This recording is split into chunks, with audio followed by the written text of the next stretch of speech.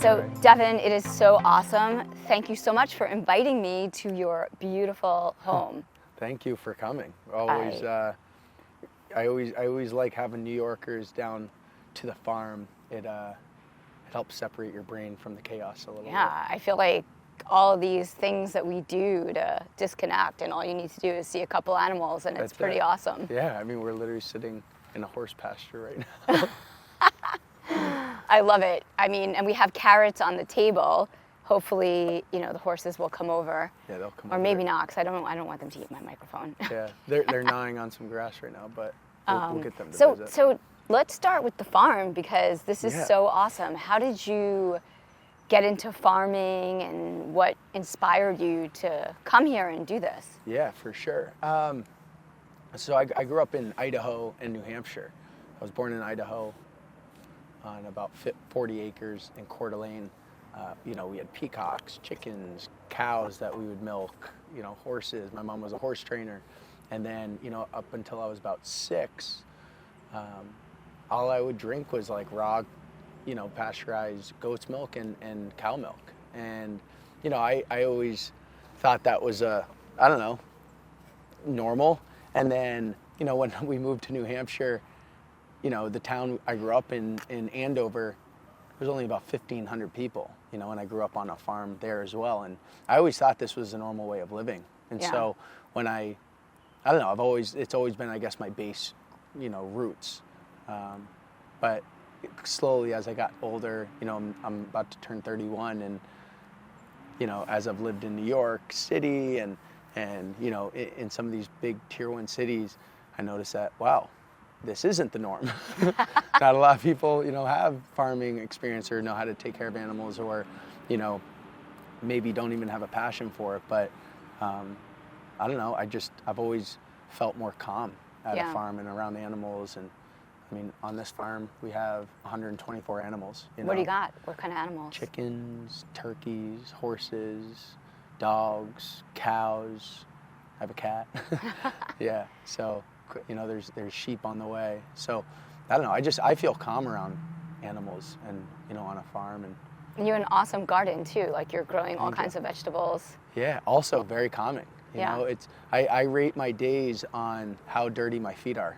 Yeah. You know, I know you're not wearing any shoes. You know, I don't know. I want dirty feet at the end of the day.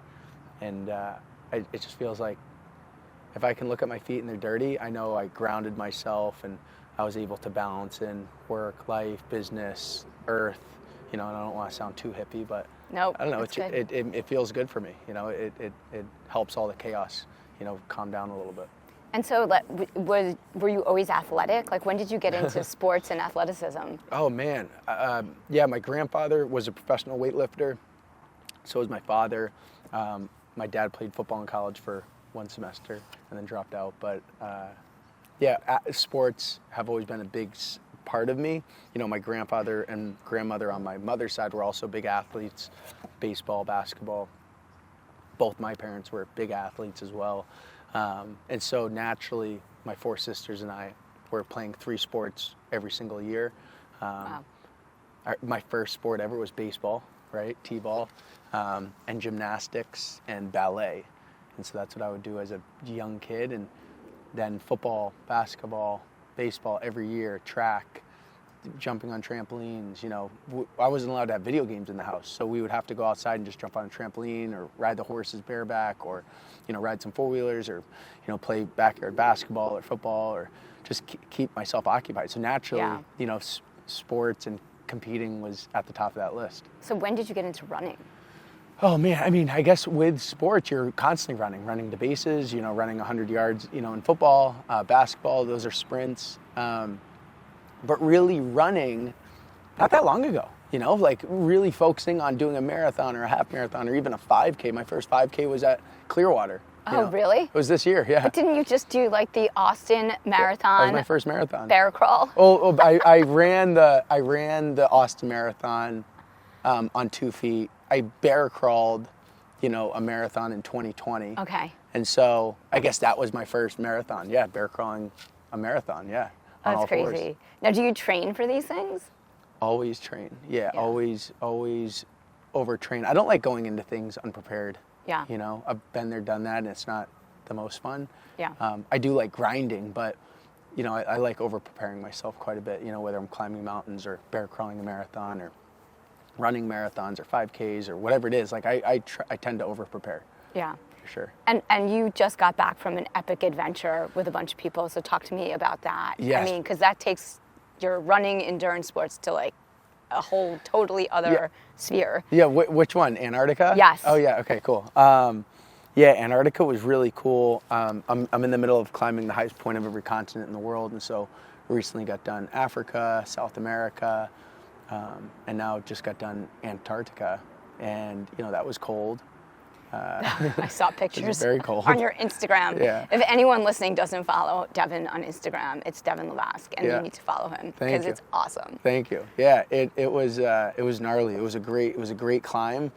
We were with some really amazing people. SEAL Team 6 were there with us. Alex Honnold, who did Free Solo, he was climbing with us. You know, you have really, really accomplished humans from an adventure side, from a business side, from a personal side that are all accumulated on this one continent, and they're there for one purpose, and it's to push their boundaries as well. You know, the conversations you're having are, you know, I've doctors curing cancer in India for children, right? You have you have people that, you know, have just done Everest 5 times and now they're in Antarctica. You know, you have, you know, one buddy that was with us, Vern, he's done the 7 summits, so he's climbed the highest point of every continent in the world 10 times. Wow. Which is crazy, right? And so... And do you feel like there's something, like, from each of these experiences that it obviously, like, transcends well beyond, like, the physical movement? Yeah, for sure. I mean, it's very mentally... You feel very mentally accomplished when you do this. Not necessarily physically. It's more like... a sigh of, you know, relief, like, wow, this is done. This is another thing checked off my list. Physically, I mean, you can prepare yourself for anything, right? But it's like your mind that has to like convince yourself, okay, I have to put time aside to do this. I have to train for this. I have to get my mind right. I have to stay focused. I have to stay organized. I have to, you know, get it done. And I think the mental toll is much greater than the physical toll, obviously depending on Mother Nature and what happens, but it's much greater just because there are so many different variables when you're going into the coldest continent in the world, right? Where essentially you're, you know, one of the most remote places on Earth, and you know, you're not showering, you have to take care of yourself, you know, you have to watch every little tiny thing. So yeah, definitely it goes far beyond your mental strength, your mental grit, your mental clarity, the ways you think about life and giving back, and you know, real world problems. It starts to expand a little bit when you're by yourself on a mountain. And how did you train for that? Incline walk, a lot of incline walking, a lot of you know, people don't realize it, but when you're climbing mountains, I mean, you have to be very comfortable in your gear, you know, so you can't just be like, okay, you know, I'm just gonna go climb Everest with like no experience with crampons on your feet, or not knowing how ropes work, or, you know, fixed lines, or, you know, layering. Layering's a big part. Here come the horses. Oh, cool. Layering's a big part as well, you know, your gear. And so, you know, making sure that your body temperature is constantly not too hot, not too cold. Yeah. Hey. And did you have to do any like altitude training or anything like that? Yeah.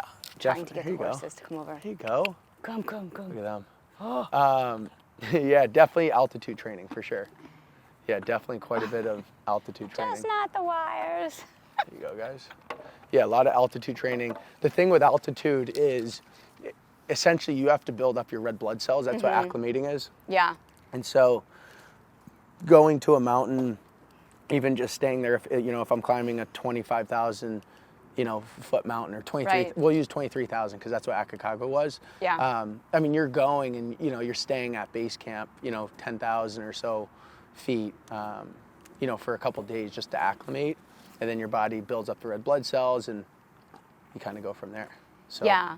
And so that's obviously a lot different than training for a running event, unless you're running at altitude. Right, unless you're doing like Leadville or something, high altitude. But I still do think that every athlete should implement high altitude training into what they're doing, because when you do have more red blood cells, you do perform better, right? You have more oxygen ripping through your body. So I do think it's important. I'll continue to do it.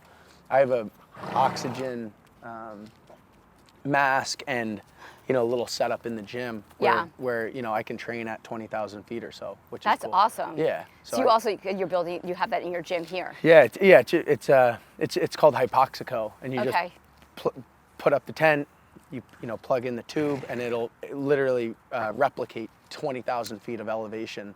And so you're limited oxygen. It's pumping oxygen into the tent, but only enough to hit 20,000. So that is forcing your body. If you sleep with Hypoxico and at high altitude for 6 to 8 hours a day, and then you train in it 1 hour a day, you can acclimate pretty quickly, like 4 weeks just at your home. If you're at anywhere in the world, if you have this device. So that definitely helps quite a bit. So you could basically train in that for running events, because 100%. Then they say race high. Yep. I mean, train high, race low. Correct. Yeah, that's pretty awesome. And speaking of events, you have something really big coming up. Big. Yeah. So talk to me about your ride across America, which when this airs, you will be done. Correct. So talk to me about this and what you're excited about and all of those things. For sure. So Jesse Itzler approached myself and 8 of his friends, because I guess I'm number 9, to ride across America, from San Diego to Florida. And, it's going to be somewhat of a relay. And so we're going to hit 3,000 miles. Every mile we ride, we're going to be donating 1 bicycle to a child that can't afford it. So that's really exciting. It's also exciting to, take a couple weeks off and just go ride and just see the earth and see the U.S. and just, be with some good friends. We're pulling saunas and cold plunges on the back. Yes, and you have a vegan chef. Vegan chef coming with us. But, we have an amazing crew, some of the grittiest people, you've ever met. Chris Houth is coming with us. Yeah, and he's Rich Roll's coach. Yeah. And he also coaches Olympians. Yeah, but, and he's also an Olympian. He was an Olympian. Olympic swimmer. He won Kona Ironman, right? Yes. He's done 42 Ironmans. He's amazing. You have Nate, he's putting in 500 plus miles a week on a bike. You have, Rick Steele, another Ironman guy. Ultra people, ultra humans are coming on this thing. And I think what's really cool is we know that they have the grit to do it. But also, they're just good humans. It's going to be a fun crew for 2 weeks. So it's going to be awesome. I'm excited to have good conversations, sauna and cold plunge a lot, ride my bike. And I just bought my bike, by the way, 2 weeks ago. What kind of bike? A Cannondale. Oh, I love Cannondale. They are awesome. They're an awesome company. I love them, too. It's literally my first road bike I've ever bought. I grew up mountain biking in New I was going to Hampshire, ask you. I literally just started road biking 2 weeks ago. And so do you have all digital, Yeah. like SRAM, Reg, the whole everything. Force? Force? Yeah, I was like, hey, if I'm riding across America, I'm not going to nickel skip and them. dime this one. Yeah, that's pretty awesome. Yeah, I'm excited. They're great bikes. Gwen Jorgensen's riding on that now as she trains for the Olympics. I think she has an Evo. Yeah, okay, that's cool, the one cool. you got, right? That's their road bike. I think so, yeah. I'm so uneducated in I'm it, by the way. cycling geek, if you have any questions. Yes, it sounds like it. Big time. Yeah. So that's really awesome. And you're also, speaking of Jesse Itzler, you guys are business partners. You have a couple of companies together that you've worked on. And talk to me about how you connected with Jesse and what you guys are doing together. Yeah, Jesse. Beyond cycling across America. Yeah, of course. Yeah, Jesse hit me up a couple of years ago when I completed the bear crawl, and he just congratulated me.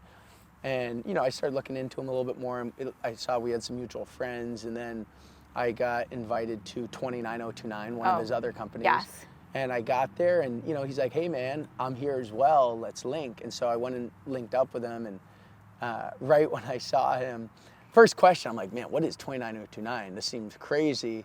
What do you eat? And I was like, man, what do you eat? And he said, honey. And I have a big honey tattoo on my leg, and I'm like, dude, I love honey. I'm a honey fanatic. We have 10,000 bees at the farm here. I'm just really glad they're not over here. Definitely glad. But I love honey, and he's like, dude, I love hunting. And then we, kind of rest is history, and we just started vibing, and we noticed a lot of, we have a lot of similar values, similar hobbies, similar friends, and so it was a pretty easy relationship to forge. And I don't know, we just, anytime he's like, Dev, you want to come here? It's a yes. He's one of those people in my life where if he says go and do something, I don't ask questions, I just show up, right? Yeah. And so whether that's, hey, come down to Atlanta and we're going to Hawks or 29029 and or we're going to Leadville next week, whatever it is, I just say, yeah, let's do it, Jess. And I don't know, I think also being with him as a business partner, friend, mentor, just like good guy in my life, it's helped open my brain into, ways to structure things and go about life. And, just it re-solidifies thoughts that I've had. I'm 30. He has, 20 plus years on me. He's been there, done that. And so hearing it from someone that has the experience saying like, hey man, you are going down the right path is always very relieving. Yeah, he's pretty inspiring. I mean, I feel like everything he says and everything he does, as an entrepreneur and a founder and someone who's like always hustling and working hard, like he just always nails it. Like whenever you see something that he puts on Instagram, I'm like, oh my God. Yeah. Like my people. This makes sense. Yeah, totally. Yeah. And so you have this really cool new venture. All day running. All day running is like, I remember I went to his house like a couple of years ago, and he's like, man, I got this idea. You might think it's crazy, but look, just hear me out. And he pitched All Day Running to me, and this calendar and this, all the different things we wanted to launch, and they started to evolve. And I'm like, hey man, yeah, let's do it. And I literally for a couple of years, we were just going back and forth, and I'm like, hey man, let me know. Like whenever the time's ready, I'm ready. And I think him and I were just waiting to pull the trigger, and really, okay, let's do this. And finally, early, July of last year, he's like, I remember the text pretty vividly. He's like, all right, man, it's go time. And I knew, like, that's all he said. And I'm like, I know what this means, And then Hell on the Hill happened in Maine in September. Yeah, then All Day Running launched, and Hell on the Hill happened, and then we started, we brought in Todd, the CEO, and now we're, and then Chris Houth is obviously a partner as well, and we just start going and we just start brainstorming. But the beautiful part about this relationship is like, this is a very fun project. This is a very passionate project. It's something that all of us love doing. We love sauna, we love cold plunging, we love running, we're trying to bring the fun to the world of like, you can stay healthy, you can hang out with really good people, you can meet new people, experience new things, and you can do it in a fun way. Like running isn't that fun. If you think about it, running sucks, right? And so it's like, how can we bring fun to running? And that's what we do. So you're building the world's funnest running company. The world's funnest running company, exactly. So All Day Running Co., it's events, it's a community. Yep, it's gear. There's an app. The gear is awesome. The gear is off the charts. The gear is really Todd amazing. does an amazing job developing the bags and I think I have an obsession with the hats. The hats are awesome. I was actually supposed to wear it on this podcast, but I left it inside. I got my shirt on. Yeah, you have a shirt on. I didn't wear any because I was like, maybe no, it's good. But I literally live in the sweatshirts. Yeah, they're great. People say to me, like, do you own any other clothes now? Because they're so comfortable. I basically, I'm in my office and I'm working. I don't have to really go to any meetings or anything. When I do, obviously, I don't wear the sweatshirt. Right. But I'm like walking my dogs 4 times a day. And it's so great because it's like a sports sweatshirt. So it has like pockets and it's like almost like you could wear it running. Right. So it's great because I can put all the stuff in the pockets and get outside. And like other sweatshirts, everything always falls out. So it's a good performance sweatshirt for sure. Totally. It's great. But yeah, it's gear, it's community, it's events. We had Ice Camp, which was off the charts. It was in Minnesota. Tell me about Ice Camp. Ice Camp was where we brought about 100 people in this frozen lake in Minnesota. It's like 20 inches of ice on this lake. We cut holes in it. We put a bunch of saunas on the lake as well, and you're going back and forth between sauna, cold plunge. People are sleeping in these like, old school log cabins, so they're getting a little gritty.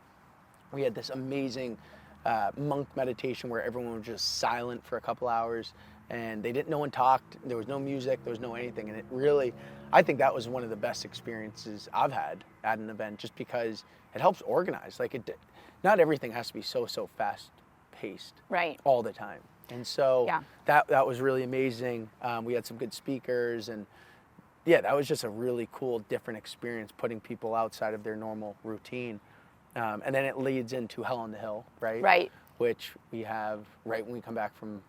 right, you have Hell on the Hill Rome on May 17th through the 19th in Rome, Georgia. Yeah. And so what's happening there? That is also one event that Jesse and his wife started at their house. Yes. Years ago. I want to say 7-8 years ago. And we quickly brought it into all-day running. It's just an amazing event. It's the hilliest half marathon in the world. So you're going up and down a hill. You have about 4 hours to complete it. But there's also saunas, cold plunges, speakers, amazing food, good community. There's going to be about 250 people at that event. We have glamping tents. It's a 2-day event. Well, actually 2-night event, 3-day. And it's a run, a half marathon on a hill? To run, walk, you can crawl, you can roll, you can do whatever you want to do to get the half marathon, or do as much as you can. But I don't know, I always try to promote to people, there's 16% of America that runs. I want to target the 84%. Yeah. You know, runners are great. Join in. That's automatic. But let's hit some people that, are intimidated by running and show, hey, this can be fun. I'm not running the entire Hell on the Hill. I'm walking most of it. We're having fun. We're gonna have amazing fun with it and have a party afterwards and have great conversations and great food. Yeah, and I always say as well, there's a big difference when you want to expand your network and you want to meet new people and you want to create more opportunity for yourself. Going to a normal industry happy hour isn't always the best bet. Right. Because when you're bringing people together that are all in the same industry, they don't necessarily all have the same values. Right. When you can bring people together that have the same values, say mine are community, family, health, giving back, and freedom. If everyone in the room has those same values, conversation is going to happen much easier. You're going to be able to vibe with people. It's not going to feel like a forced conversation or like you're selling yourself. It's just, this is what we like. And it's not forced like you have at a happy hour, at a real estate happy hour in New York City, or a bunch of hedge funds are coming all together to talk about how much money they have. It's like, we're coming together and we're going to talk about impact and what our values are no matter what. And that's what Ice Camp is. That's what Hell on the Hill is, and everyone's from different industries. I mean, we have people coming from, engineers from Apple all the way to someone that just came out of college, to people that have never ran in their life and they just want to come and walk this thing. So you bring amazing humans together and great things come from it. But so we have Ice Camp, Hell on the Hill, and then the third. Unless you want to get into it. No, I just want to say about, my experience. Like I went to Hell on the Hill, Maine, and I met, one of the things that I think is so amazing about these events is that if you're a runner and you are looking to PR and place in the Boston Marathon or the New York City Marathon and you're doing all 7 continents, like this is also something that could be fun, because you know what, you could come here and just have fun and if you love running, like great, you're going to be running, but you also, the other percent of the people that come to this, because I think this is the bigger percent that I met, like they've never done this before. They don't identify as a runner. Right. They have been intimidated by running. They run, but they just don't say, I'm a runner, because they think a runner is someone who does marathons or ultra marathons. Sorry. No, you're good. You're good. Thanks. Oh, you got the hat. I had to get my hat. There All you right. go. But no, I agree. I think there's so much power in that. Someone, one of my listeners the other day asked me if I could write an article she has a blog that is a real estate blog. And she asked if I could write an article on how to get into running. And I was like, sure. But it's not, she wants like the basics. And I was just like, wow, okay, like that's super cool, because, her audience, they're not runners, but they ask a lot of questions. Some of them want to run, like most of them take fitness classes. Yeah. So I just think that like the All Day Running Co. and the Hell on the Hill events and the events that we're about to talk about, it's for everyone. It's for someone who there's something about the running community that's so powerful that it's so much more than just like physically running. And it doesn't matter like what level you are. That's all I want to say is like, and as a runner, like it was so incredible to meet people while running on that hill that I was like, so did you train for this? And they were like, no. Like, I mean, they ran a little bit, but they didn't have like a coaching program on Training Peaks to do a half marathon. Like, it was their first time doing it. Yeah. And they were all ages, right? Like all ages. Teenagers to like, how old? Shoot, I mean, there's people in their 70s doing it, you know, for sure. I mean, there's some just gritty people that just want to have fun and expand their brain that come to this. And yeah, it's just a cool atmosphere. And even Des Linden was there. Yeah, and she was having fun. Yeah, Des is there. I mean, she's one of the top ultra runners in the world, right? Yeah, I mean, an Olympic athlete. Yeah, Olympic athlete. She was just chilling. Yeah. Talking to people, having fun. Yeah, you have Ken Rideout, yeah. Over 50, #1 male runner in the world. Like, he's amazing, right? Yeah. He keeps winning marathons at 50 and older. It's insane. And he started later in life. He started later in life, right? Yeah. So you're right. You do have those 0.001% of runners that like win races. Great, they're there. But you also have someone that's never ran before or trained ever in their life, and they're there. It's kind of inspiring as somebody who follows the data and looks at Training Peaks and does all these crazy things to achieve like these PRs in running. Yeah. To meet people that are just having fun, it kind of like takes you down a little bit. Correct. Yeah. It humbles you a little bit, and you have fun. Yeah. It's not always. It doesn't always have to be so serious. Yeah. Yeah, because we love running. Yeah, we just love running. We just like having a good time and fun. But so let's talk about running in an even bigger way, because I feel like you've got something really big happening in October. So talk to me about Runningman. Yeah, this is going to be the biggest event in the running world. Might even be in health and wellness in all of 2023 for sure. Like it's pretty insane. Some of the guests, speakers, hosts that we have coming in. I don't want to name drop right now. Okay. But I will say that there's going to be about 1,500 to 2,000 people. There's going to be the best of the best people that you see doing cold plunge, hint, right? Or maybe someone who brought cold plunge awareness up a little bit. Does his name start with a W? Potentially, yes. Okay. And so we have some amazing humans coming in. But this is a running festival. Running is a part of it, but it is fun. There's going to be 40 plus activations. We have 2 really fun events that I'm excited about. We're going to have like a 200 to 300 person sauna, and that's going to be the world's hottest party. It can be oh my God, that's awesome. That'll be fun. And then we have, it's around a 1 mile track in Atlanta, in Georgia, and not in Atlanta, but it's outside of Atlanta. And on that 1K that 1 mile track, you're gonna have 12 hours to do an XK. An XK is you can do as many kilometers as you want, right? Every 10K we're gonna give you a medal, but you have 12 hours to do as many laps around that 1 mile track as you can. That's pretty cool. And so that's, again, speaking to the different type of humans coming in. If you've never ran before, do a lap, right? Great. You're very accomplished. That is amazing.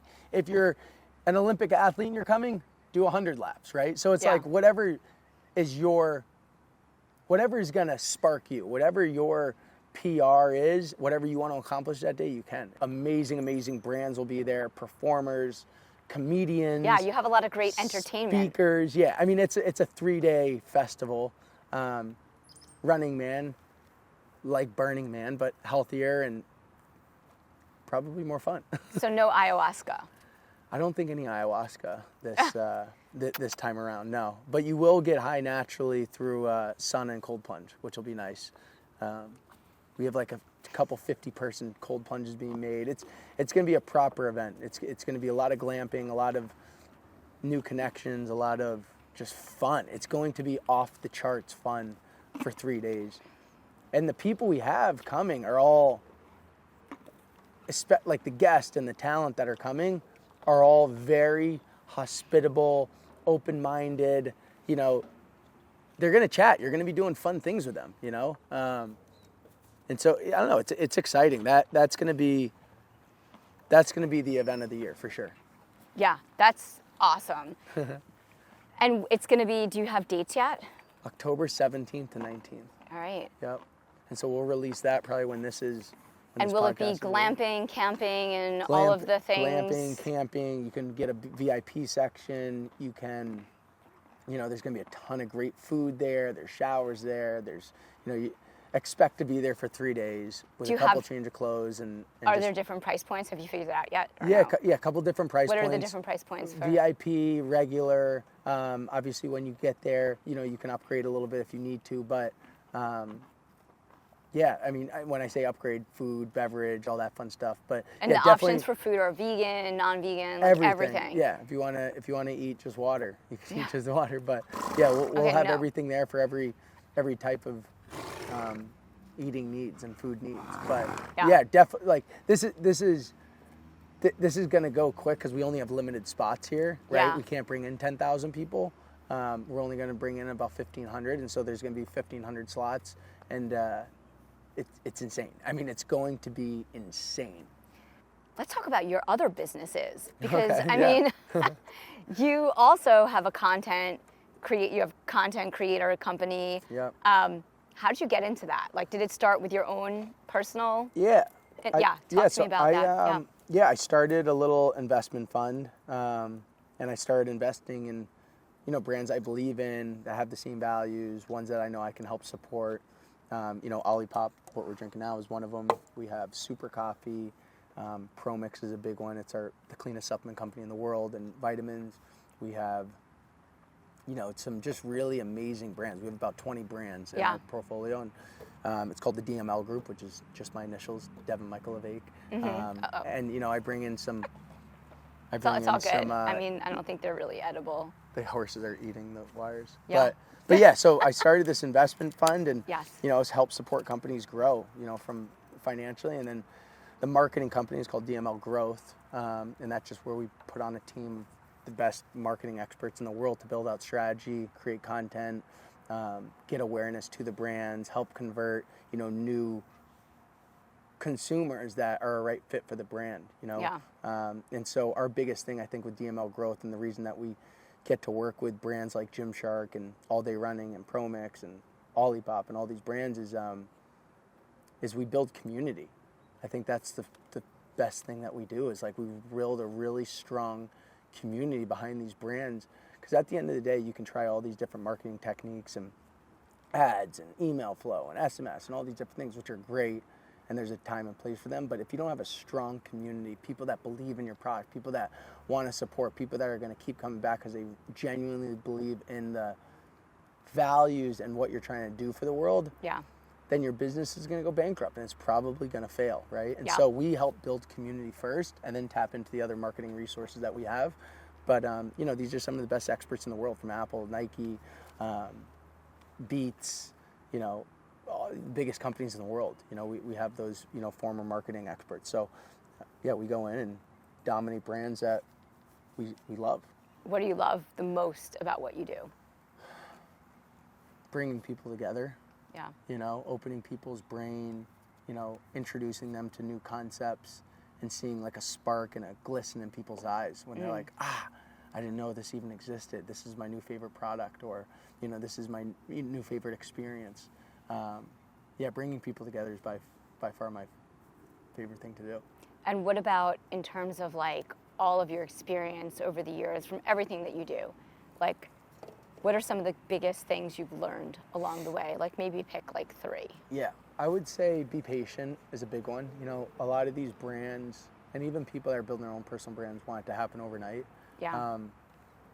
I would say I'm 30 years into building my personal brand, I'm about to turn 31, but I guess my personal brand really started when I was, 18, 19 years old. And so I've been going at this for a decade. It doesn't happen overnight, so patience, I think, is a big one.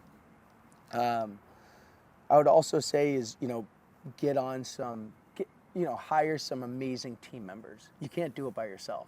Right. There are some anomalies where people have done it, but those are few and far between, and it feels much better when you can lean on a team and lean on people that have the same vision and values, but are also not afraid to say no, or that's a bad idea. So I think being patient, having the right team, and you got to have fun.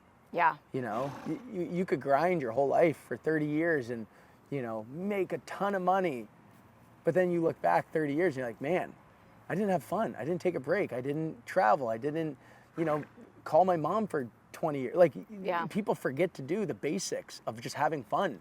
And you separate away from that.